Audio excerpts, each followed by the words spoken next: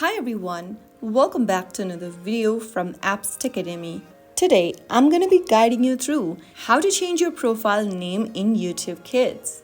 To change your profile name in YouTube Kids is super easy. First, launch the YouTube Kids app open on your device and from the home page, tap on the profile icon at the bottom right hand corner. Now select a profile where you want to change the name on and tap the little pencil button.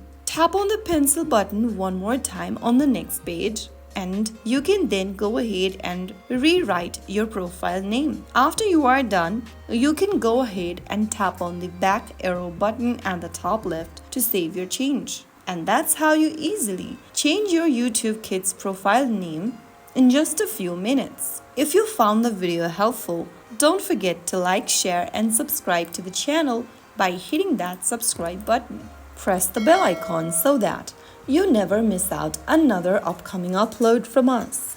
I'll see you in the next episode. Thanks for watching.